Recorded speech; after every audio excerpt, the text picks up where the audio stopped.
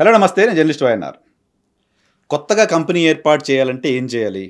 First generation బిజినెస్‌లోకి వస్తున్న వాళ్ళకు ఇప్పుడు రెగ్యులర్ బిజినెస్‌లు కాకుండా కార్పొరేట్ బిజినెస్ అయిపోయింది. చిన్న బిజినెస్ కూడా మొత్తం ప్రపంచవ్యాప్తంగా ప్రొడక్ట్‌ని అమ్మే తరహా బిజినెస్‌లు చేసే అవకాశాలు ఇప్పుడున్నాయి. మొత్తం ప్రపంచం అంతా కుగ్రామంగా మారిపోయింది కాబట్టి, డిజిటల్ టెక్నాలజీ పెరిగింది కాబట్టి, ప్రతి ఒక్కరు కూడా హైదరాబాద్‌లో కూర్చొని ప్రపంచం అంతా వ్యాపారం చేస్తున్నారు. అమెరికాలో కూర్చొని ప్రపంచం అంతా వ్యాపారం చేస్తున్నారు. సో, కంపెనీస్ పెట్టాలి, బిజినెస్ చేయాలనుకున్న వాళ్ళకి రకరకాల డౌట్స్ ఉంటాయి. ఫస్ట్ జనరేషన్ బిజినెస్ మెన్స్‌కి ప్రధానంగా. కార్పొరేట్ అడ్వైజర్ సుదీర్ఘకాలంగా ఈ రంగంలో పనిచేస్తూ ఉన్న ఏజీ రవీంద్రనాథ్ రెడ్డి గారు ప్రస్తుతం మనతో పాటు ఉన్నారు. రవీంద్రనాథ్ రెడ్డి గారితో మాట్లాడదాం. కంటిన్యూస్‌గా ఈహాలో రవీంద్రనాథ్ రెడ్డి గారికి సంబంధించిన సలహాలు, సూచనలు ఎక్కపైనా మీకు అందుబాటులోకి తీసుకురాబోతున్నాను. ఈరోజు ప్రధానంగా ఎంఎస్ఎంఈల ద్వారా ఏ రకంగా కంపెనీస్ పెట్టొచ్చు, అక్కడున్న అవకాశాలు ఏంటి, అసలు ఎల్ఎల్పి ఏంటి, లిమిటెడ్ కంపెనీ ఏంటి, ప్రొప్రైటరీ ఫర్మ్ ఏంటి, దీనికి సంబంధించిన వివరాలు తెలుసుకుందాం. సార్ నమస్తే రవీంద్రనాథ్ రెడ్డి గారు, థ్యాంక్ యూ. నమస్తే. మీరు టైం ఇచ్చినందుకు thank you very much. Thanks అండి. సుదీర్ఘకాలం ఉన్నారు. మీ సలహాలు, మీరు ఇచ్చే అడ్వైజెస్ డెఫినెట్గా చాలా మందికి యూజ్ అవుతాయి ఫస్ట్ జనరేషన్ బిజినెస్ మెన్స్కి. ఎంఎస్ఎంఈ అనేది ఒక బ్రహ్మ పదార్థం. చాలామంది మాట్లాడుతుంటారు, ప్రభుత్వాలు మాట్లాడుతుంటాయి, ఎంఎస్ఎంఈలో ఇన్ని ఇచ్చాం, అన్ని ఇచ్చాం, ఏదో పెట్టామని. అసలు ఎంఎస్ఎంఈని అప్రోచ్ అవ్వడం ఎలా, ఎంఎస్ఎంఈ ద్వారా కంపెనీస్ పెట్టడానికి సంబంధించిన అవకాశాలు ఏంటి, వాట్ ఈజ్ ఎంఎస్ఎంఈ? దానికంటే ముందు కొంచెం చెప్పాలంటే అండి, ప్రతి ఒక్కరు ఈరోజు వ్యాపారం చేయాలని అనుకుంటారు. వ్యాపారం చేసే విధానంలో ఏ రకంగా వ్యాపారం చేయొచ్చు అనేది మనం చిన్నప్పటి నుండి చూసినది ఏంటంటే, ఒకరు బిజినెస్ ఒక చిన్న కొట్టుకు పెట్టుకుంటాడు, ప్రొపరేటర్గా రన్ చేస్తుంటాడు. సో దాన్ని గ్రో చేయాలి అంటే క్యాపిటల్ పెట్టడానికి ఒకరి దగ్గరే స్తోమత ఉండదు కాబట్టి ఇంకొకరిని తీసుకుంటాడు. ఇంకొకరిని తీసుకొని బిజినెస్ చేస్తే దాన్ని పార్ట్నర్షిప్ అంటున్నాం. కానీ పార్ట్నర్షిప్ స్టార్ట్ చేసినప్పుడు మనం ఏదైనా తప్పు పోతే అన్లిమిటెడ్ లైబిలిటీ అవుతుంది. ఇప్పుడు మన ఇద్దరము కలిసి పార్ట్నర్షిప్ చేసామనుకోండి, మీరు రిచ్ పర్సన్, మీరేమి బిజినెస్లో డే టు డే ఇన్వాల్వ్ గారు, నేను ఇన్వాల్వ్ అవుతాను. నేను చేసిన తప్పుకు సంథింగ్ గోస్ రాంగ్, బయట బ్యాంకర్స్ కానీ క్రెడిటార్స్ కానీ మీరు రిచ్ కాబట్టి మీ పైన వెళ్ళిపోతారు. Unlimited liability. సో ఆ రిస్క్ ఎక్కువ ఉంది. ఈ పార్ట్నర్షిప్లో కూడా అందుకే చేరే వాళ్ళు ఎటవాళ్ళు చేరుతారంటే దానికి తగినట్టుగానే చేరుతారు. సో బట్ ఈ క్యాపిటల్ పెట్టడానికి చాలా అవసరం కాబట్టి పార్ట్నర్షిప్ కూడా ఒక స్టేజ్లో కష్టం అవుతుంది, బికాజ్ ఆఫ్ అన్లిమిటెడ్ లైబిలిటీ వల్ల. బ్యాంక్స్ కూడా ఎంకరేజ్ చేయట్లేదు. సో దీని తర్వాత మనం ప్రైవేట్ లిమిటెడ్ కంపెనీకి వెళ్తుంటాం. ప్రైవేట్ లిమిటెడ్ కంపెనీలో లిమిటెడ్ లైబిలిటీ ఉంది. ఇట్లా rich people, common man, college ఉన్న వాళ్ళు ఇద్దరు జాయిన్ అవుతారు, బిజినెస్ చేసుకొని చేయడానికి అవకాశం ఉంది. కానీ ఈ ప్రైవేట్ లిమిటెడ్ కంపెనీలో కంపెనీస్ యాక్ట్ దాన్ని కోఆర్డినేట్ చేస్తుంది. చాలా కంప్లైన్సెస్ ఉన్నాయి, ఆడిట్స్ అని, దాని బోర్డ్ మీటింగ్స్ అని, తర్వాత ఫైలింగ్స్ విత్ ఆర్ఓసి. సో ఈ యూఎస్లో very popular is LLP concept, limited liability partnership firm. Okay. So that is a hybrid between partnership firm which is with unlimited liability and private limited company. ఆ రెండింటి గురించి చెప్పి దీని గురించి explain చేస్తారు. ఆ రెండింటిని కలుపుతూ ఎల్ఎల్పి వచ్చింది. ఓకే. ఈ లాస్ట్ ఒక 20 years బ్యాక్ వచ్చింది అది. సో ఇప్పుడు వెరీ పాపులర్ అది. దాంట్లో ఏంటంటే నేను ఫస్ట్లో చెప్పిన రిస్క్ ఆఫ్ అన్లిమిటెడ్ లయబిలిటీ లేదు. ఏదైనా అయితే సేమ్ కంపెనీలో ఉందో అక్కడే ఉంటుంది. సో అందుకని ఈ ఎల్ఎల్పి వచ్చినప్పుడు చాలామంది టెక్నికల్గా పార్ట్నర్స్ ఉన్న వాళ్ళు, క్యాపిటల్గా పెట్టిన వాళ్ళు ఇద్దరు కలిసి బిజినెస్ చేస్తే ఇద్దరికి రిస్క్ తక్కువ అవుతుంది. Banks also recognizing that. And this also monitored by ROC. Companies యాక్ట్లోనే, కంపెనీస్ యాక్ట్ సంబంధించిన ఏజెన్సీసే దీన్ని మానిటర్ చేస్తారు. Though it is separate act, LLP act. Okay. So private limited companies one thing. Next ఇంకా బాగా బిజినెస్ చేయాలి, మీరు అన్నట్టు కుగ్రామం అయిపోయింది ప్రపంచంలో, మనం ఇంకా బయటకెళ్ళాలంటే ఇంకా ఎక్కువ క్యాపిటల్ కావాలి, నెట్వర్కింగ్ కావాలి, ఎంప్లాయీస్ జాయిన్ కావాలంటే సో పబ్లిక్ లిమిటెడ్ కంపెనీకి వెళ్తాం. సో ప్రైవేట్లో ఇద్దరు డైరెక్టర్స్, ఇద్దరు షేర్ హోల్డర్తోనే స్టార్ట్ చేయొచ్చు. పబ్లిక్ కంపెనీలో మినిమం 3 డైరెక్టర్లు ఉండాలా, 7 మంది షేర్ హోల్డర్లు ఉండాలా. సో దాంతో పబ్లిక్ ఇష్యూ వెళ్ళడానికి అవకాశం ఉంది. మీరు ఐపీఓలు చూస్తుంటారు, SME IPOs, public BSE NS IPO వెళ్ళాలంటే కంపల్సరీ పబ్లిక్ లిమిటెడ్ కంపెనీగా ఉంటేనే మనకి ఎలిజిబిలిటీ ఉంటుంది. సో అందుకని ప్రైవేట్ లిమిటెడ్ నుండి కన్వర్ట్ చేసుకొని పబ్లిక్ లిమిటెడ్ కంపెనీకి వెళ్తే పబ్లిక్ ఇష్యూలో ఫండ్స్ రేజ్ చేయడానికి ఉంది. సో మీరు ఇవన్నీ చూస్తే proprietary to partnership firm to LLP to private to public, అన్నిటికీ అడ్వాంటేజ్ డబ్బులు ఎక్కువ మనం సమకూర్చుకోవడానికి అవకాశాలు ఉంటుంది. తర్వాత దీనివల్ల రికగ్నిషన్ ఫ్రమ్ ది బ్యాంకర్స్ కూడా ఎక్కువగా ఉంటుంది. ప్రొప్రైటరీకి చాలా తక్కువ డబ్బు ఇస్తాడు, ఎల్ఎల్పికి తక్కువ ఇస్తాడు. అదే ప్రైవేట్ లిమిటెడ్ కంపెనీ అంటే వస్తాయి, పబ్లిక్ లిమిటెడ్ కంపెనీ అంటే ఇంకా కొంచెం ఎక్కువ ఇస్తాడు. ఓకే. సో ఆ కాంటెక్స్లో డబ్బు క్యాపిటల్ రైజ్ చేయడానికి ఈ వెహికల్స్ చాలా ఇంపార్టెంట్. సో ఈ కాంటెక్స్లో ఏంటంటే చాలామంది బిజినెస్ చేసినప్పుడు ఏం స్టార్ట్ చేయాలా, ఎస్పెషల్లీ స్టార్టప్ కంపెనీస్, టెక్నాలజీ ఉంటుంది, కొత్త కొత్త ఆలోచనలు ఉన్నాయి, కొత్త కొత్త కాన్సెప్ట్స్ వస్తారు. సో వాళ్లకు సరిగా అవగాహన లేకపోవడం వల్ల చాలా మిస్గైడ్ చేస్తున్నారు. ఓకే. సో నేను చెప్పేది ఏంటంటే, ఎవరు బిజినెస్ స్టార్ట్ చేయాలన్నా ఫస్ట్ ఆబ్జెక్టివ్ ఏంటి, నేను ఈరోజు బిజినెస్ చేసి నాకు ఈరోజు ₹1,00,000 వస్తుంది, దీంతోనే సరిపెట్టుకుంటా అని అనుకునేవాడికి proprietary is the best. Okay. లేదండి నేను నెక్స్ట్ బిజినెస్ చేసి పబ్లిక్ ఇష్యూకి వెళ్ళి నా డబ్బులు చేసుకోవాలి అన్నప్పుడు you should go for a private limited company. Public company మనం ఓన్లీ పబ్లిక్ ఇష్యూ వెళ్ళే ముందే చేసుకుంటాం, ఫస్ట్లోనే చేయక్కర్లే. కొంతమంది పబ్లిక్ లిమిటెడ్ కంపెనీ స్టార్ట్ చేస్తారు, చాలా కంప్లైన్సెస్ ఉన్నాయి, రిస్ట్రిక్షన్స్ ఉన్నాయి దాంట్లో. సో దానివల్ల అడ్వాంటేజ్ లేదు. సో ప్రైవేట్ లిమిటెడ్ కంపెనీగా పెట్టుకొని నెక్స్ట్ ఇమీడియట్గా ఇన్వెస్టర్స్ రావచ్చు. ఈరోజు మనం కొత్త టెక్నాలజీ వచ్చినప్పుడు నా దగ్గర ఓన్లీ కాన్సెప్ట్ ఉంది, ఆ కాన్సెప్ట్ బేసిస్ పైన people are ready to invest money. Okay. చాలా ఫండ్స్ ఉన్నాయి, ఫ్యామిలీ హౌసెస్ ఉన్నాయి, ఫారిన్ ఫండ్స్ ఉన్నాయి, వాళ్ళు ఎల్ఎల్పిలో పెట్టారు డబ్బులు. సో కాబట్టి ప్రైవేట్ లిమిటెడ్ కంపెనీలో పెట్టడానికి అవకాశం ఉంది. ఆ ఆబ్జెక్టివ్ మనకు మొదట్లోనే తెలిస్తే I advise for private limited company. లేదండి ఇద్దరు డాక్టర్స్ కలిసి పెడుతున్నారు, డయాగ్నోస్టిక్ సెంటర్ పెడుతున్నారు, లేదంటే హోటల్స్ పెడుతున్నారు, వీళ్లకు ఎల్ఎల్పీ ఈజ్ ఇనఫ్. ఓకే. పెద్దగా ఎక్కువ ఉండదు కాబట్టి ఎల్ఎల్పీలోనే వెళ్ళిపోవచ్చు. ఎందుకంటే లిమిటెడ్ లయబిలిటీ, హోటల్ పెడతాను సంథింగ్ గోస్ రాంగ్, ఇద్దరికి ఈక్వల్ రెస్పాన్సిబిలిటీ ఉంటుంది. ఇద్దరు ముగ్గురు ఎంతమంది ఉంటే అంతమందికి రెస్పాన్సిబిలిటీ, లిమిటెడ్ లయబిలిటీ ఉంటుంది కాబట్టి పార్ట్నర్షిప్లో కంప్లైన్స్ తక్కువ ఉంటుంది, ఇన్వెస్టర్స్ కూడా రారు, మనం మాత్రమే చేసుకుంటాం, ముగ్గురు నలుగురు పార్ట్నర్స్ పెట్టుకొని చేసుకుని వెళ్ళిపోవచ్చు. సో ఈ ఆబ్జెక్టివ్ తెలుసుకొని ఏ వెహికల్ తీసుకోవాలనే చాలా ఇంపార్టెంట్ ఉంది. అది చాలామందికి తెలియకుండా ఏదో మీరు పబ్లిక్ లిమిటెడ్ కంపెనీ పెట్టారు నేను పబ్లిక్ పెడతాను, దట్ ఈస్ రాంగ్.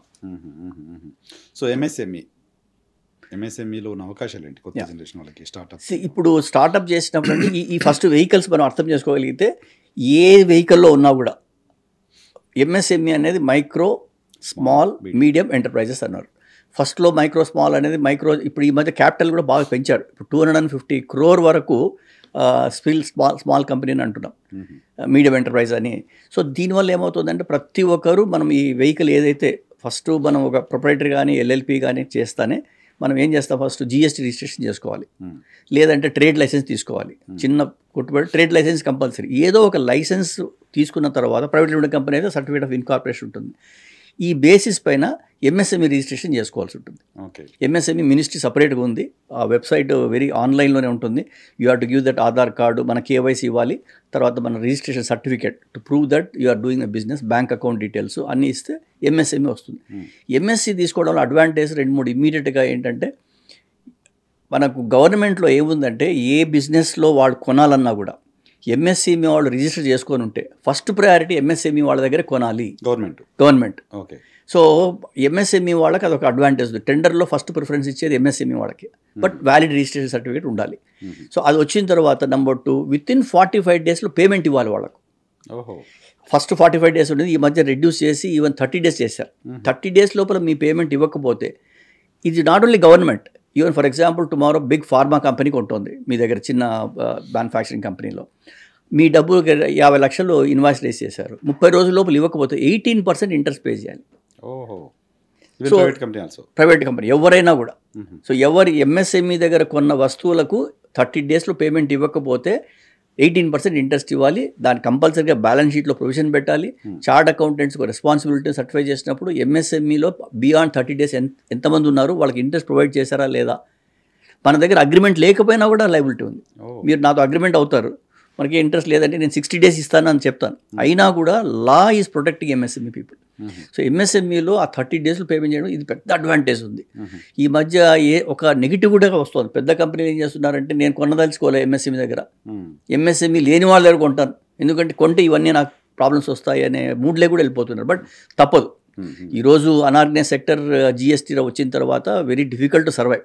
అందరూ కంపల్సరీగా కంప్లై చేయాల్సిందే, జిఎస్టీ రిజిస్ట్రేషన్ ఉండాల్సిందే, ఎంఎస్ఎంఈతో కొనాల్సిందే. సో లాంగ్ టర్మ్లో ఈ పేమెంట్ డ్యూరేషన్ తగ్గించడం వల్ల రిసీవబుల్స్ ప్రాబ్లం. ఇప్పుడు మీరు ఇంకోటి అనలైజ్ చేస్తే ఎంఎస్ఎంఈ బ్యాలెన్స్ షీట్ చూస్తే మోస్ట్ సఫర్ అయ్యేది వాళ్ళు రిసీవబుల్స్ వల్లనే. 120 days 180 days అని డబ్బులు రావడం. బ్యాంకర్ దగ్గర నుండి వర్కింగ్ క్యాపిటల్ చాలా తక్కువ ఉంటుంది, పేమెంట్ ఏమో శాలరీస్కి కానీ రా మెటీరియల్ నాకెవరు క్రెడిట్ ఇవ్వరు. సో ఈ క్రెడిట్ క్రంచ్ వల్ల మొత్తం సఫర్ అయ్యేది ఎంఎస్ఎంఈ బికాజ్ రిసీవబుల్స్.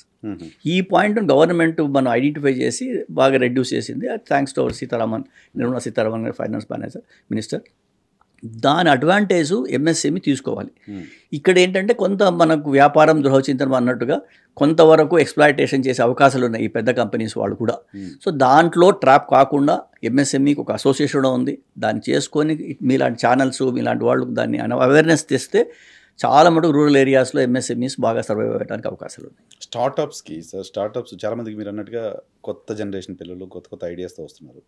స్టార్టప్స్ అంటూ ప్రభుత్వాలు మాట్లాడుతున్నప్పటికీ అది చాలా లిమిటెడ్ సోర్స్గానే కనపడుతోంది. ఇండివిజువల్గా స్టార్ట్ చేయాలనుకున్న వాళ్ళకు ఫండ్ రైజింగ్ ఎలా,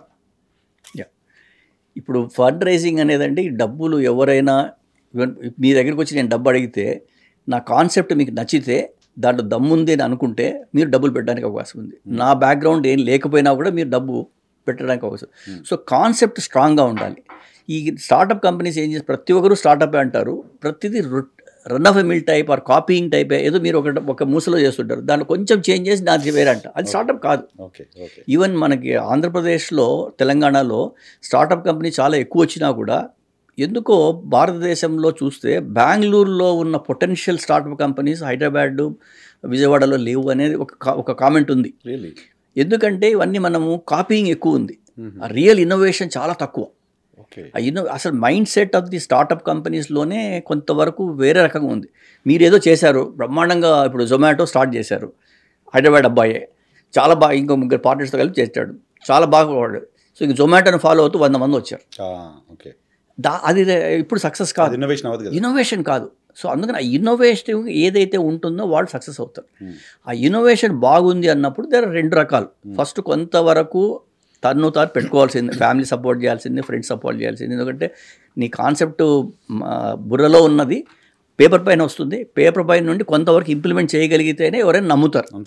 అది అందుకని ఫస్ట్ కావాల్సిన డబ్బులు ఫ్యామిలీ, ఫ్రెండ్స్ అండ్ రిలేటివ్స్ రావాల్సింది, సీడ్ క్యాపిటల్ వాళ్ళు పెట్టుకోవాల్సిందే.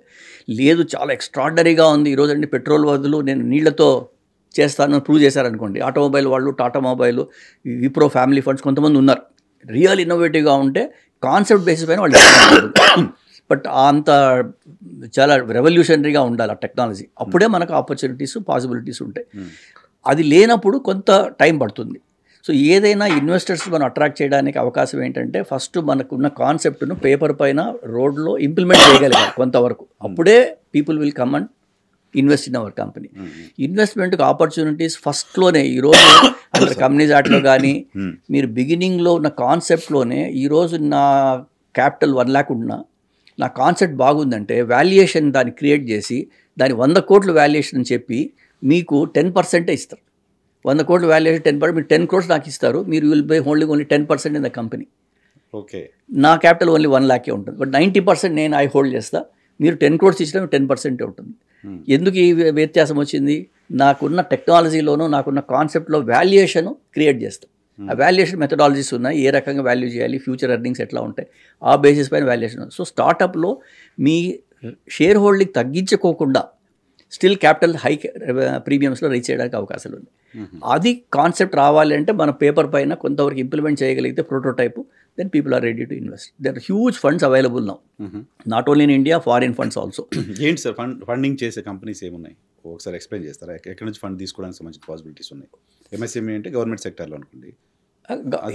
ఎంఎస్ఎంఈ అనేది గవర్నమెంట్ సెక్టర్ ఏం కాదు. MSME is a definition given for the companies even in ప్రైవేట్లో కూడా.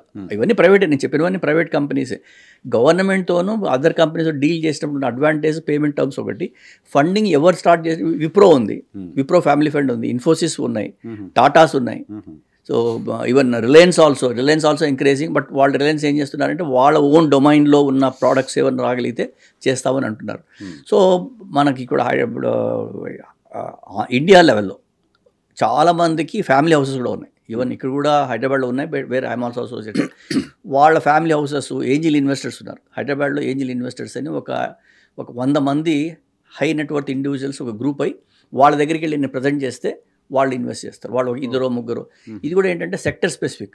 కొంతమంది ఏం చేస్తారంటే నేను ఆటోమొబైల్లోనే ఇన్వెస్ట్ చేస్తానండి అంటారు. కొంతమంది లేదు నేను సోలార్ రెన్యూవబుల్ ఎనర్జీలో చేస్తానంటారు.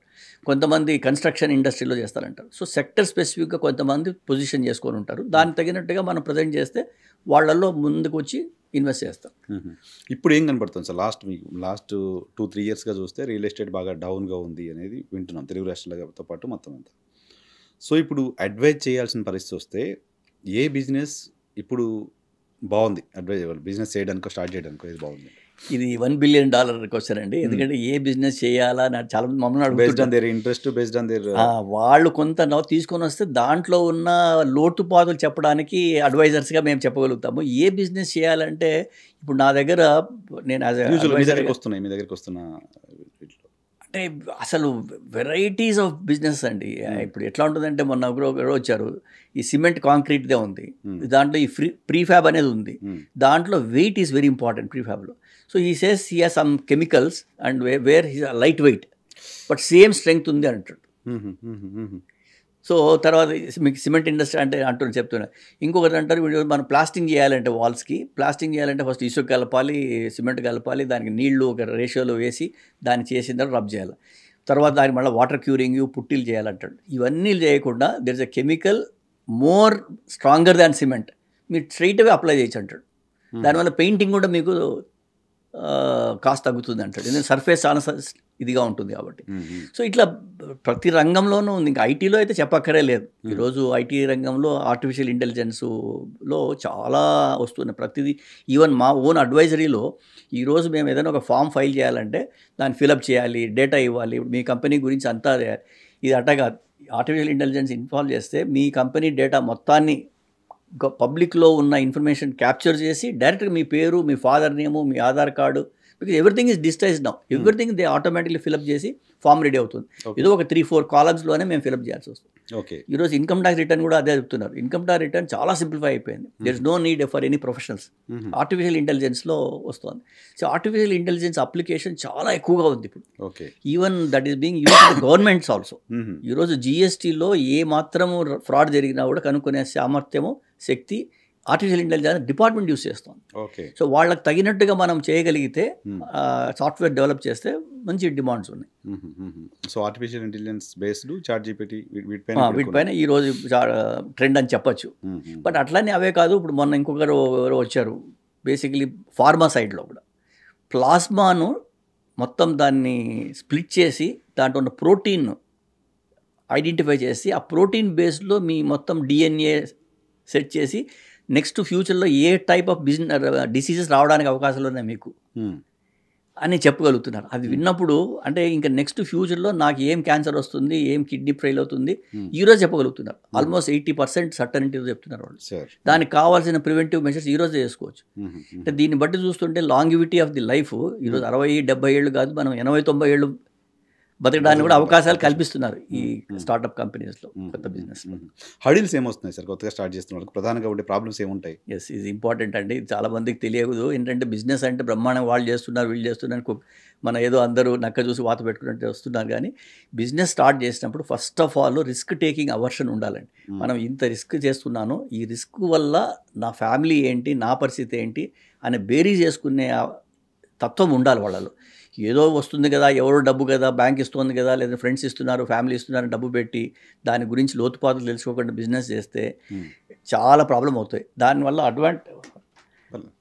దానివల్ల ఏంటంటే ఈ బిజినెస్లో ఒక్కసారి మనకు సరిగా చేయలేదు అనే పేరు వస్తే you are red marked, people don't come to you. So ఆ మొత్తం ఆపర్చునిటీ పోతుంది. అందుకని చాలా జాగ్రత్తగా ఆలోచన చేసి పెట్టాలి. ఎంత డబ్బు నా దగ్గర ఉంది, ఈ డబ్బు పోయినా పర్వాలేదు అనే ఉద్దేశంతో ముందుకు వచ్చి బిజినెస్ చేయాలనేది ఫస్ట్ రిస్క్ టేకింగ్ ఎబిలిటీ చాలా ఇంపార్టెంట్. అది వచ్చిన తర్వాత ఈరోజు నా బిజినెస్లో నేను చేయడానికి కావాల్సిన హంగులు అవన్నీ నాకు కూడా బాగా తెలుసు, కానీ అదొక్కటే సరిపోదు. ఈరోజు ఈజ్ ఆఫ్ బిజినెస్ అని చెప్తున్నా కూడా మనం వింటున్నా, ఎక్కడ చూసినా అంత ఈజీగా లేదు. యాజ్ అడ్వైజర్గా వెనక బ్యాక్ ఎండ్లో ఎన్ని లాస్ ఉన్నాయంటే ఏ ఒక్కటి ఫర్ ఎగ్జాంపుల్ మీకు సింపుల్ కంపెనీస్ యాక్ట్, ఒకప్పుడు 1956 యాక్ట్లో 2013 ముందు మీరు ఏ నాన్ కంప్లయన్స్ కంపెనీస్ యాక్ట్లో చేసినా మ్యాక్సిమం 5,000 రూపీస్ పెనాల్టీ ఉండే. మీరు 3 ఏళ్ళు 4 ఏళ్ళు ఫామ్ ఫైల్ చేయకపోయినా కూడా 5,000 పే చేస్తే ఇట్ కెన్ బి రెక్టిఫైడ్. ఈరోజు పర్ డే 100 రూపీస్ ఉంది. సో తర్వాత పెనాల్టీసు 20-25 lakhs కూడా ఉన్నాయి డైరెక్టర్కి, కంపెనీస్కి. Non compliances very heavy. So same thing GST, income tax. ఈరోజు ఏ ఒక్కటి ఇప్పుడు ఇన్కమ్ ట్యాక్స్లో నేను టీడీఎస్ డిడక్ట్ చేయలేదు, మీకు పే చేస్తున్న శాలరీ టీడీఎస్ డిడక్ట్ చేయలేదు అనుకోండి, చేసిన తర్వాత నేను గవర్నమెంట్కి డిడక్ట్ పోతే ఇంప్రిజన్మెంట్ కూడా ఉంది. సో ఇవన్నీ within 7th of every month you have to pay. So ఏ ఒక్కటి తప్పైనా కూడా ఇంట్రెస్ట్ బర్డన్ ఒకటి కాకుండా నాన్ కంప్లయన్స్ కింద చేసే ఉన్నాయి. మీరు స్పెసిఫిక్ ఇండస్ట్రీలో కన్స్ట్రక్షన్ ఇండస్ట్రీ అనండి, లేదంటే ఫార్మా కంపెనీలో దానికి తగినట్టుగా ఫ్యాక్టరీస్ యాక్ట్లు, సో మెనీ యాక్ట్స్ ఉన్నాయి. సో ఈజ్ ఆఫ్ బిజినెస్ అని అంటున్నా ఇక్కడ ప్రమోటర్గా మీరు వచ్చినప్పుడు మీ ఫోకస్ అంతా బిజినెస్ పైన కాకుండా కంప్లైన్స్ పైన ఎక్కువ చేయాల్సిన పరిస్థితి ఉంది. అది చేయకపోతే వాళ్ళకు చాలామందికి కొత్తలో స్టార్ట్ చేసిన 3 monthsకే 6 monthsకే నోటీసులు వస్తున్నాయి. ట్రేడ్ మార్క్స్, చాలామంది ట్రేడ్ మార్క్స్ గురించి తెలియదు. నేను ట్రేడ్ మార్క్స్ తెలియదు చాలా మందికి. నేనేదో పెట్టేసుకుంటాను. ఇప్పుడు మీరు ఈహా టీవీ అని ఉంది, నేను ఈహా ఫుడ్స్ అని పెట్టేస్తా. మీరు ఆల్రెడీ రిజిస్టర్ చేసుకున్నారు అనుకో ఫుడ్స్లో కూడా, ఎందుకంటే దాంట్లో 17 క్లాసిఫికేషన్స్ ఉంటాయి. ఏ ఒక దాంట్లో చేసుకున్నా కాకుండా ఒక 3-4 చేసుకోవచ్చు మీరు ఎక్స్పాన్షన్ కోసం. అప్పుడు నా పైన మీరు సూట్ ఫైల్ చేస్తారు. నేను ఆల్రెడీ బిజినెస్ డెవలప్ చేసుకుంటా, ఆల్రెడీ ఫారిన్ కంపెనీస్తో కాంట్రాక్ట్ చేసుకుంటా. సడన్గా ట్రేడ్ మార్క్ నోటీస్ వచ్చిందంటే నా బిజినెస్ మొత్తం కూలిపోవడానికి అవకాశాలు ఉన్నాయి. సో ఇట్లా చాలా విషయాల్లో కాంప్రహెన్సివ్గా అన్ని విషయాలు కూలంకషంగా తెలుసుకొని బిజినెస్ చేయాలి. దానికి తగిన కన్సల్టెంట్స్ ఉండాలి, దానికి అడ్వైజర్స్ పెట్టుకొని చేయగలిగితేనే అవుతుంది. మనం ఫస్ట్ బిజినెస్ ఉంది కదా, డబ్బు ఉన్నాయి కదా, చేసేద్దాం అనుకుంటే మీరు ఎప్పుడోసారి దొరికిపోతారు ఈ కంప్లైన్సెస్లో. చాలా పెద్ద పెద్ద కంపెనీస్ కూడా సార్, పెద్ద కంపెనీస్, పాపులర్ కంపెనీస్ కూడా రకరకాల కేసులు ఫైల్ చేయడం, ఎన్సిఎల్టీలో కొన్ని కుప్పలు తెప్పలుగా కేసులు చూస్తున్నాం. పెద్ద కంపెనీస్, చాలా సంవత్సరాల అనుభవం ఉన్న కంపెనీస్, ట్రెడిషనల్ కంపెనీస్ కూడా. ఎందుకు అవి ఇంటెన్షనల్గా చేస్తున్నావా లేకపోతే? ఎన్సిఎల్టీలో మీరు చూసే కేసులు 2 రకాలు ఉంటాయండి. ఒకటి ఏంటంటే మీరు అప్పు తీసుకొని, బ్యాంక్స్ కావచ్చు, ప్రైవేట్ ఇండివిజువల్ అవే ఉంటున్నాయి. అప్పు తీసుకున్నప్పుడు ఇప్పుడు మీరు డబ్బు ఇచ్చి ఇవ్వకపోయినా కూడా ఫైనాన్షియల్ క్రెడిటర్ అవుతారు. మీరు ఫైనాన్స్ తీసుకొని అప్పు కట్టకపోతే 1 crore అబవ్ ఉంటే మీరు ఎన్సిఎల్టీకి వెళ్ళిపోవచ్చు. సో ఎన్సిఎల్టీ ఏమంటున్నారంటే 1 crore అబవ్ ఉంది, డిస్ప్యూట్ లేదు, కాబట్టి ప్రమోటర్గా నువ్వు ఫెయిల్ అయినావు, so let us rehabilitate. So కొత్త ప్రమోటర్ ఎవరైనా వచ్చి ఈ బిజినెస్ రన్ చేస్తారు, నువ్వు చేయలేకపోయినావు కదా అనే ఒక చిన్న ఆబ్జెక్టివ్తో ఎన్సిఎల్టీలో ఇన్సాల్వెన్సీ బ్యాంక్రప్సీ కోడ్ కింద ఆ కేసులు ఎక్కువ ఉన్నాయి. ఇది ఒక టైప్ ఆఫ్ కేసెస్. ఇంకోటి ఏం జరుగుతుందంటే మనం 3-4 కలిసి పార్ట్నర్స్ పెడతాం. ఒక 2 పార్ట్నర్స్ డబ్బులు ఇస్తారు, వాళ్ళు ఇన్వాల్వ్ గారు, మన ఇద్దరం బిజినెస్ స్టార్ట్ చేస్తాం. బిజినెస్లో ఏదో తప్పులు జరుగుతాయి, ఏదో కొంత అవి ఇటు పైన జరుగుతాయి. అది జరిగినప్పుడు మిగిలిన పార్ట్నర్ లాభం వచ్చినా నష్టం వచ్చినా మిగిలిన స్లీపింగ్ పార్ట్నర్స్ అప్పుడు మేల్కొని మీరు నన్ను మోసం చేశారు, నన్ను సప్రెషన్ ఆఫ్ మేనేజ్మెంట్, మిస్మేనేజ్మెంట్ చేశారు అని ఎన్సిఎల్టీకి వెళ్ళి కేసులు ఫైల్ చేస్తారు. సో ఆ కేసులు కూడా చాలా ఎక్కువ ఉన్నాయి. అందుకే నేను అంటున్నా, ఈ పార్ట్నర్షిప్ ఫర్మ్లోనూ ప్రొప్రైటరీ ఫర్ము ఎల్ఎల్పిలో చేసినప్పుడు లీగల్ అండర్స్టాండింగ్, ఒక డాక్యుమెంట్ అండర్లైన్, కంపెనీస్ యాక్ట్లో కానీ ఎక్కడైనా అండర్స్టాండింగ్ సరిగ్గా లేకపోతే ఈ ప్రాబ్లమ్స్ వస్తాయి. అండ్ ఈ బిజినెస్ చేసినప్పుడు చాలామంది ఏం చేస్తారంటే, మనంతా చాలా క్లోజ్ ఫ్రెండ్స్, మా బావనే, మా బావమరిదే, అందరూ బాగానే ఉంటారు. మొదట బిజినెస్ స్టార్ట్ అయిన తర్వాత నష్టం వచ్చినా లాభం వచ్చినా రెండిట్లోనూ అనుమానాలు రావడానికి అవకాశాలు ఉన్నాయి. సో దానికి అనుమానం వచ్చినప్పుడు ఏ రకంగా ఎగ్జిట్ కావాలి, ఏ రకంగా సెటిల్మెంట్ చేసుకోవాలి అని ముందు చూపుగా ఆలోచన చేసుకొని రాసుకోగలిగితే అగ్రిమెంట్లో చాలా వరకు అదే రిజాల్వ్ చేస్తుంది. అండ్ ఇంకో ట్రాన్స్పరెన్సీ ఏముండాలి, మీరు వినకపోయినా కూడా నేను ఎవ్రీ మంత్ 2 months ఒకసారి మీటింగ్ పిలిచి అకౌంట్స్ చూపించి నేను ఈ బిజినెస్ చేస్తున్నా, దీనివల్ల నష్టం వస్తుంది, ఆ ట్రాన్స్పరెన్సీని తీసుకురాగలిగితే చాలా అడ్వాంటేజ్ ఉంటుంది. ఇది చాలా మట్టుకు నా ఎక్స్పీరియన్స్లో చేస్తున్న మొట్టమొదటి తప్పులు ఇదే అనమాట. అన్నీ బాగుంటాయి, బ్రహ్మాండంగా బిజినెస్ జరుగుతూ ఉంటుంది, అనుమానాలు వస్తాయి, అనుమానం పెనుభూతం. సో దాంతో మొత్తం ఇదవుతుంది. సో అందుకే 2 months ఒకసారి వాళ్ళు వచ్చినా రాకపోయినా ఒక పేపర్ పైన మినిట్స్ లాగా రాసి వాళ్ళు పంపించడము, ట్రాన్స్పరెన్సీ తీసుకుని అకౌంట్ స్టేట్మెంట్ పంపించడము, ఇంటర్నల్ ఆడిట్, అవన్నీ చేయగలిగితే చాలా వరకు తగ్గిపోతాయి. నాకు తెలుసు కొన్ని కంపెనీస్లో ఈ సిస్టమ్స్ 4 ఫ్రెండ్స్ కలిసి చేస్తే ఎక్స్ట్రాడినరీగా బిహేవ్ చేస్తారు. కంపెనీ మంచి వాల్యుయేషన్ బ్రహ్మాండంగా నడుస్తున్న కంపెనీస్ చాలా ఉన్నాయి. సో దానికి మూల కారణం వచ్చి ట్రాన్స్పరెన్సీ అండ్ కంప్లైంట్స్, ఈ 2 చేయగలిగితేనే. అందుకే బిజినెస్ అంటే చాలామంది వ్యాపారం చేసుకోవడం, డబ్బులు వస్తుంది, లాభమే అని చూస్తారు. కానీ ఈరోజు దానికంటే, అందుకే ఈరోజు రాత్రి ఎంత పీస్ఫుల్గా పడుకుంటున్నామనండి. ఎట్లా పడుకుంటాం? లాభం వల్ల కాదు, నష్టం వచ్చినప్పుడు కూడా పీస్ఫుల్గా పడుకుంటాడు. బికాస్ నేను అన్ని కంప్లై చేశా, నష్టం వచ్చింది బికాజ్ మార్కెట్ ఎన్విరాన్మెంట్ నాదేం లేదు అని చెప్పగలిగిన దమ్ము, ధైర్యం ఉంటే యు ఆర్ ఆల్వేస్ పీస్ఫుల్. అది జరగట్లే. కంపెనీ సెక్రటరీగా పనిచేశారు, ఇప్పుడు ప్రస్తుతం అడ్వైజరీ ఫార్మ్ పెట్టుకొని రన్ చేస్తున్నారు. మేజర్గా మీరు ఇస్తున్న అడ్వైజర్స్ మీ దగ్గరికి వచ్చి తీసుకుంటున్నవి ఏముంటాయి సార్? ఇప్పుడు మేము ఫస్ట్ ఇప్పుడు బిజినెస్, నేను చెప్పాను కదా, ఫస్ట్ స్టార్ట్అప్ బిజినెస్ కాన్సెప్ట్ వస్తే వాళ్ళతో ఒక 1 hour 2 hours అండర్స్టాండ్ చేసుకొని, వాళ్ళ చెప్పాను కదా ఆబ్జెక్టివ్ ఏంటి, ఈ ముందుకు ఎప్పుడు పోవాలి, 2 yearsలో పబ్లిక్ ఇష్యూకి వెళ్ళాలా, ఇన్వెస్టర్స్ మొదటి రోజే వస్తారు. టెక్నికల్ అడ్వైజ్ మాత్రమే చేస్తారా, ఇన్వెస్ట్మెంట్కి సంబంధించిన అడ్వైజ్ కూడా చేస్తారా? అన్నీ అండి. నేను అదే కంపెనీ మామూలుగా మనం పిల్లవాడు పుట్టినప్పటి నుండి గ్రేవ్ యార్డ్ వరకు, బర్త్ టు గ్రేవ్ యార్డ్ లాగా కంపెనీని ఇన్కార్పొరేట్ చేసి వాళ్ళ స్ట్రక్చర్ చేసి వాళ్ళతో హ్యాండ్లింగ్ చేసి కంప్లయన్సెస్. నేను ఒకటే చెప్తుంటా, ఎవరు వచ్చినా, boss focus your business, I will focus on compliances, back office is mine, your is front, marketing, business, production మీరు చూసుకోండి. ఆ కంఫర్ట్ వస్తే వాళ్ళలో అసలు దున్ని చేసుకోవచ్చు. తెలియని ఇష్యూ కదా, తెలియని issue. మిగతా తెలియదు. ఇక్కడ చాలామంది 30% ఆఫ్ దట్ టైం కొంతమంది చెప్తారు, అంటే నా దగ్గరికి వచ్చిన తర్వాత అంతకుముందు నేను ఎక్స్పీరియన్స్లో, సార్ మీరు వచ్చిన తర్వాత 30% ఆఫ్ టైము మేము ఫోకస్ చేయట్లేదు, మీరే చేస్తున్నారు అంత. అండ్ మేము ఏంటంటే ఎవ్రీ మంత్కు అదే సేమ్ బ్యాలెన్స్ షీట్ లాగా వేసి ప్రాఫిట్ అండ్ లాగా చూపించి ఎక్కడ తప్పు చేస్తున్నారు అని కూడా చెప్తాం బిజినెస్లో కొంతవరకు. సో తర్వాత complaint, GST, provident fund, ESI, ఇవన్నీ ఇప్పుడు ఎంప్లాయీస్ జాయిన్ అవుతారు. చాలామంది ఎంప్లాయీ జాయిన్ అయినప్పుడు ఓకే జాయిన్ అవుతాను తీసేసుకుంటారు, దానికి ఒక అగ్రిమెంట్ ఉండదు, కాంట్రాక్ట్ ఉండదు. వాడు జాయిన్ ఒక 6 months మన దగ్గర ఉన్న ఇంటెలెక్చువల్ ప్రాపర్టీ కానీ కాన్ఫిడెన్షియల్ ఇన్ఫర్మేషన్ తీసుకుని వెళ్ళిపోతాడు. ఆ రోజు మా దగ్గరికి వస్తారు, ఏం చేయలేం. సో ఈరోజు మనం ఏదైనా లీగల్ యాక్షన్ తీసుకోవాలంటే మన అందరికి తెలిసిన జ్యుడిషియరీలో డాక్యుమెంట్స్ ఇంపార్టెంట్, పేపర్ ఉండాలి. ఆ రోజు మనం ప్రిపేర్ చేయాలంటే ఏం చేయలేం. సో మోస్ట్ ఆఫ్ ప్రమోటర్ నా దగ్గరికి వచ్చినప్పుడు అంతా జెన్యూన్గా ఉంటారు, కానీ మోసపోయిన వాళ్ళు ఎక్కువ ఉన్నారు. ఈరోజు నేను మోసపోయినానంటే ఎవరు, ignorance of laws, no excuse. నువ్వు చేయాల్సిన ప్రికాషన్స్ ఏమి తీసుకోకుండా ఆ రోజు నాకు వచ్చి మోసం చేశారు అంటే ఎస్, ఈరోజు కలికాలంలో మోసం చేయడానికి అందరూ నమ్మినాడు మోసం. కంపెనీకి సంబంధించిన హ్యూమన్ రిసోర్స్ మేనేజ్మెంట్ కూడా చేస్తారు. Yes even HR policy, HR అంటే హెచ్ఆర్లో చాలా కంప్లైజెన్స్ ఉన్నాయి. ఇప్పుడు మనకు ఫర్ ఎగ్జాంపుల్ ఫ్యాక్టరీస్ యాక్ట్ అనండి, లేదంటే shops and establishment act, leaves ఎన్ని ఇవ్వాలి, ఎన్ని గంటలు పని చేయాలి. ఇప్పుడు ఈవెన్ కొత్తది పాష్ యాక్ట్, లేడీస్ ఉంటే ఎంప్లాయ్మెంట్ ఉంటే పాస్ కమిటీకి ఉండాలి, ఇండిపెండెంట్ మెంబర్ ఉండాలి. ఏ ఒక్క మన దగ్గర ఎవరు లేరు అనుకుంటాం, మన కంపెనీలో ఐటీ కంపెనీలో మాకు లేడీసే లేరు సార్ అన్నారు. కానీ ఒక సర్వెంట్ మెయిడ్ ఒక ఆమె వస్తుంది, ఆమె పైన ఏదో అత్యాచారం జరిగింది, ఆమె కంప్లైంట్ చేసింది. Anybody who is entering the premises మనం ఆ పాష్ కమిటీ కంప్లైంట్ చేయాలి. సో దానిపైన కంప్లైంట్ చేస్తే పోలీసు అందరూ సీసీ కెమెరాస్ కంపల్సరీ ఉండాలి.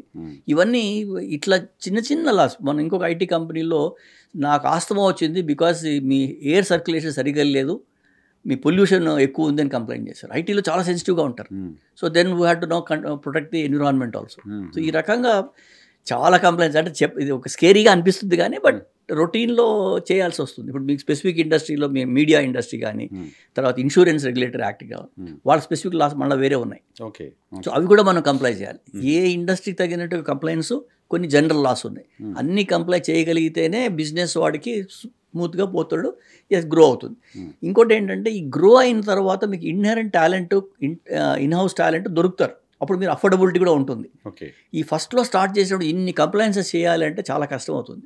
ఈరోజు మనం మీకు కావాలంటే ఒక జిఎస్టీ కావాలంటే జిఎస్టీ ఎక్స్పర్ట్ పోవాలి, కంపెనీలా కావాలంటే కంపెనీ సెక్రటరీకి వెళ్ళాలి, అకౌంట్ చూడాలంటే చార్ట్ అకౌంటెంట్కి వెళ్ళాలి, లా కావాలంటే లాయర్ దగ్గరికి వెళ్ళాలి. లాయర్లో కూడా అగైన్ లిటిగేషన్ లాయర్ వేరు, డాక్యుమెంట్స్ చేసేవాళ్ళు వేరు, వాళ్ళ లాయర్ దొరకడు, టైం ఉండదు. సో ఇంతమందిని సమకూరుస్తూ మేము ఇవ్వగలిగిన సామర్థ్యం, ఇవన్నీ అవసరం లేదు, జస్ట్ మిమ్మల్ని కాంటాక్ట్ అయితే వీళ్ళందరూ ఇవన్నీ సామర్థ్యాన్ని సంపాదించుకొని నా దగ్గర chart accountants, company secretary, lawyers, నాకే 45 years ఆఫ్ ఇండస్ట్రీ ఎక్స్పీరియన్స్ ఉంది. నేను కూడా ప్రతి ప్రాబ్లమ్ను ప్రమోటర్ ఐస్తో చూస్తాను, మిగిలిన కన్సల్టెంట్ లా కాదా. డిఫరెన్స్ ఏంటంటే I see a problem with promoters eyes. నేనే ప్రమోటర్ అయితే ఈ ప్రాబ్లం వస్తే, ఈ లీగల్ నోటీస్ వస్తే నేను ఏ రకంగా దీన్ని ఎదుర్కోవాల్సి వస్తుంది, ఏ రకంగా దీన్ని లీగల్గా సాల్వ్ చేయాలి, ఎంతవరకు. ఎందుకంటే law is only for interpretation. Same లానే సేమ్ ఫ్యాక్ట్స్ పైనే ఒక కోర్టు పనిష్మెంట్ ఇస్తుంది, హైకోర్టు నో అంటుంది, సుప్రీంకోర్టు ఎస్ అంటుంది. సో అంటే interpretation of law is very important.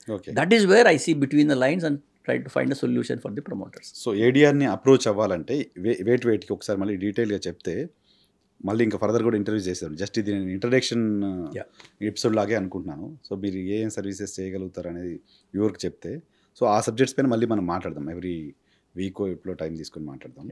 So A services కోసం మిమ్మల్ని అప్రోచ్ అవ్వచ్చు, వాట్ కైండ్ ఆఫ్ అడ్వైజెస్ తీసుకోవచ్చు మీ దగ్గర నుంచి? బిజినెస్ స్టార్ట్ చేయాలి అన్నప్పుడే మా దగ్గరికి వస్తే కరెక్ట్ అడ్వైజ్ ఉంటుంది. ఎందుకంటే ఇంతకుముందు చెప్పినట్టుగా ప్రైవేట్ లిమిటెడా, పబ్లిక్ లిమిటెడ్ కంపెనీనా, ఎల్ఎల్పీనా, ఎందుకంటే ఫస్ట్ ఏ వెహికల్ ద్వారా మనం బిజినెస్ చేయాలి అనేది డిసైడ్ చేయాలి. సో అక్కడ నుండి మనం అడ్వైజ్ ఇస్తాం. అది వచ్చిన తర్వాత మీరు పార్ట్నర్స్ కానీ ఇంకొకరు ప్రైవేట్ లిమిటెడ్ కంపెనీ ఉంటే అగ్రిమెంట్స్ ఏ రకంగా మీ అందరి మధ్య రాసుకోవాలి, ఎవరెవరు ఎంత క్యాపిటల్ ఇస్తారు, ఎవరు రన్ చేస్తారు, ఎంత రెమ్యూనరేషన్ ఇవ్వాలి, ప్రాఫిట్స్ ఎట్లా పంచుకోవాలి. సో దానికి కావాల్సిన అగ్రిమెంట్స్ మనం చేస్తాం. ఒకసారి బిజినెస్ మనం స్టార్ట్ చేయాలి అనుకుంటే దానికి కావాల్సిన all licenses, approvals, right from GST to bank account, income, PAN card, PF, ESI applicability, then వాళ్ళకి కావాల్సిన ట్రేడ్ లైసెన్సు, ఫ్యాక్టరీ ఉంటే factory license. So all these licenses required for the hotel అయితే hotel, health and బిజినెస్లో వాళ్ళకి కావాల్సిన licenses, approvals, అవన్నీ licenses license చేసి, license డిపార్ట్మెంట్కి అప్లికేషన్ పెట్టి వాళ్ళ ఫీజు పే చేస్తాం. డిపార్ట్మెంట్ లైసెన్స్ ఎక్కడైతే అవసరం ఉంటుందో వాళ్ళే వెళ్ళాల్సి ఉంటుంది. ఆ లైసెనింగ్లో మేము ఎక్కువ పెద్ద ఇన్వాల్వ్ కాం, బికాస్ మన బ్యూరోక్రసీలు దాంట్లో చాలా అవసరాలు ఉంటాయి కాబట్టి ప్రమోటరో లేదంటే ప్రమోటర్ తరఫున ఎంప్లాయీ వెళ్తేనే వాళ్ళు అప్రిషియేట్ చేస్తారు కన్సల్టెంట్స్ కంటే. ఆ లైసెనింగ్ ఒకటి మేము చేయం, హెల్ప్ చేస్తాం దాంట్లో కూడా. సో ఒకసారి వచ్చిన తర్వాత దెన్ బిజినెస్ స్టార్ట్ అవుతుంది. బిజినెస్ స్టార్ట్ అయినప్పుడు వాళ్ళకి బ్యాక్ ఎండ్లో అకౌంటింగ్, వాళ్ళకి కావాల్సిన జిఎస్టీ, ఎట్లా పేమెంట్ చేయాలి, మనం వేరే వాళ్ళ దగ్గర కొన్నప్పుడు రా మెటీరియల్ ఏ రకంగా చేస్తున్నారు. సో ఆల్ దట్ కంప్లైన్సెస్ విడు. ఎంప్లాయీస్ని అపాయింట్ చేసినప్పుడు వాళ్ళకి కావాల్సిన ఎంప్లాయ్మెంట్ లెటర్స్, వాళ్ళకి శాలరీ స్ట్రక్చర్. చాలామంది ఎంప్లాయ్మెంట్ వచ్చినప్పుడు ఏ రకంగా హై ఎండ్ సిఓ లెవెల్లో, హై ఎండ్లో నేను ట్యాక్స్ సేవింగ్ ఎట్లా చేయాలి అంటారు. ఎంప్లాయీ కూడా మనం హెల్ప్ చేయగలిగితేనే ప్రమోటర్గా మీరు మీ దగ్గర కొన్నాళ్ళు ఉంటాడు. సో ఏ రకంగా మనం చేయాలి. ఒక మంచి టాలెంటెడ్ ఎంప్లాయీ మన దగ్గర ఉన్నాడు అంటే అతన్ని ఏ రకంగా రిటైన్ చేసుకోవాలి. ఈరోజు కొంచెం టాలెంట్ బాగున్నవాడు వెళ్ళిపోతున్నాడు. సో వాళ్ళకి ఏ రకంగా ఈసాప్స్ అనేది ఇవ్వటము, లేదంటే వాళ్ళ ప్రాఫిట్ షేరింగ్ ఏ రకంగా ఇవ్వాలి, అగ్రిమెంట్స్ రాసుకొని వాళ్ళు మనకు 3 ఏళ్ళు కాకుండా 10 ఏళ్ళు మన దగ్గర ఉండేటట్టుగా ఏ రకంగా చేయాలి అనేది ఒక ఎంప్లాయీ పాయింట్ ఆఫ్ వ్యూలో HR compliances, business compliances business పోయేది జరిగేటప్పుడు మంత్లీ ఫైలింగ్, టీడీఎస్లు కానీ, జిఎస్టీలు, provident fund, ESI, all filings will take care, including calculation. Even payroll also we run that thing. You give attendance, we run the payroll also. Okay. So that is what why చిన్న కంపెనీలో ఒక అకౌంటెంట్ని, ఒక HR మేనేజర్ని, ఒక admin manager వీళ్ళందరినీ పెట్టుకునే అవసరం లేకుండా వీ కెన్ డూ ఎంటర్. తర్వాత ఒక బిజినెస్ గ్రో అయిన తర్వాత ఇన్వెస్టర్స్ వస్తుంటారు. ఆ ఇన్వెస్టర్ వచ్చిన వాల్యుయేషన్ ఏ రకంగా. ప్రతి ఒక్కరు మనం బిజినెస్ చేస్తున్నప్పుడు నా బిజినెస్ నేను 10 కోట్లు చేస్తున్న బిజినెస్, నా బిజినెస్ వాల్యూ బికాస్ 3 ఏళ్ళ కూడా చేస్తున్నాం కాబట్టి ఈరోజు 50 కోట్ల వాల్యూ ఉంది అని అనుకుంటాం. అది ఎట్లా ప్రతి ఒక్కరికి తెలుస్తుంది. అది హంచ్ అంతే. 50 కోట్ల 100 కోట్ల తెలియదు. దాన్ని సైంటిఫిక్గా మేము దాన్ని జస్టిఫై చేసి ఇది 50 కాదు, ఇది 40 లేదు 60 కోట్లు కూడా మీరు అడగచ్చు, 50 తక్కువ అడుగుతున్నారు. సో ఆ రకంగా ప్రమోటర్ పాయింట్ ఆఫ్ వ్యూలో ఆలోచన చేసి సైంటిఫిక్గా వాల్యుయేషన్ చేసి ఒక వాల్యుయేషన్ రిపోర్ట్ ఇచ్చామనుకోండి, వచ్చిన ఇన్వెస్టర్స్తో మేమే నెగోషియేట్ చేసి, ఎందుకంటే ప్రమోటర్ అడిగినప్పుడు కొంచెం ఎమోషనల్ అటాచ్మెంట్ ఉంటుంది. వాడు తక్కువ చేస్తే వీళ్ళు ఫీల్ అవుతారు. సో మేము ముందరుండి వాళ్ళ తరఫున సో దాని వాల్యుయేషన్ జస్టిఫై చేసి ఒప్పుకున్న తర్వాత దానికి కావాల్సిన అగ్రిమెంట్స్, డ్యూ డిలిజెన్స్, వాళ్ళు ఎందుకంటే నా కంపెనీలో డబ్బులు పెట్టేటప్పుడు చాలా చూస్తారు. ఇన్కమ్ ట్యాక్స్ ఏమైనా ఉన్నాయా, నోటీసులు, జిఎస్టీలు ఉన్నాయా, ఏమైనా కేసులు ఉన్నాయా, అవన్నీ మనం డ్యూ డిలిజెన్స్ చేసి వాళ్ళకు రిపోర్ట్ నీట్గా ఇచ్చామనుకుంటే వాళ్ళు డెఫినెట్గా ఒకసారి నచ్చిందంటే then they invest the money.